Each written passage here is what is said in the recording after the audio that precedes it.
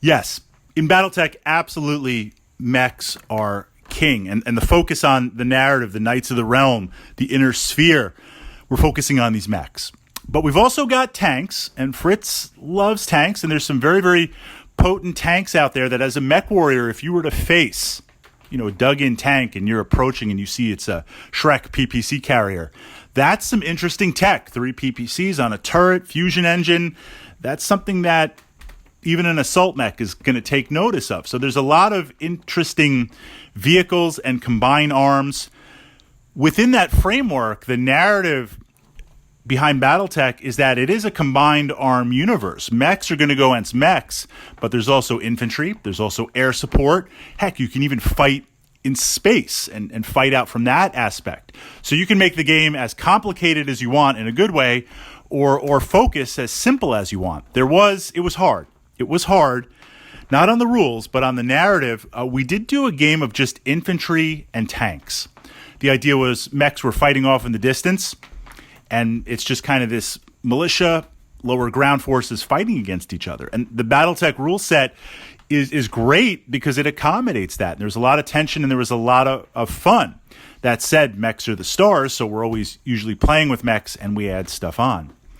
We explored artillery. Now, this pulls into the next framework. I've never played this. It's like on that to-do list of one day just because it exists in Battletech and maybe it'll happen. And with some of the packs, the new map packs that Catalyst is releasing, it's on my Post-it note to kind of play what if. If you look through some of the unit books and you look through Total Warfare, there are naval units. I mean, we think about artillery, and sometimes you have artillery on the table, but you can play artillery with a long tom or some sort of support off table, and it's shooting every turn, and you pay the battle value, and you bring in those aspects. You could calculate battle value for a submarine. This idea that it pops up, tubes open, fires off some missiles, you can incorporate that in. There's aspects of naval guns and ships and bombardment. So pulling that into Battletech, I think one of the reasons why it's never happened is most of the mech maps assume that there's mechs. I mean, I've been playing Battletech for a long time. I've never played that. I've seen it online in some static pictures. I'm always looking at Facebook groups and other groups for inspiration. There's a lot of great stuff out there. I have seen some model ships, and I actually saw a submarine like cut in half with some water effects just put out on the table. I turn that over to you guys. I mean, the secret weapon, the channel, the feedback. Those of you who have played Battletech, have you ever played with naval units? And if you have, has it been on the table? And what did you think for the battle value? Was it something that was almost kind of alpha strikey in that it popped up, you fired off some stuff, it did a lot of damage, and then it promptly got destroyed?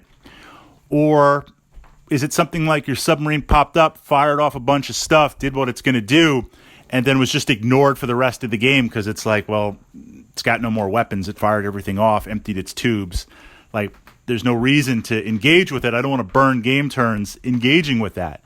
I think there's a lot of options, a lot of interesting things to possibly incorporate, possibly play. And if anyone has any links to some interesting pictures or units pulled into this manner, I guess I got to pop over to Ironwind right now and take a look. It would be interesting to see that narrative in the Battletech universe.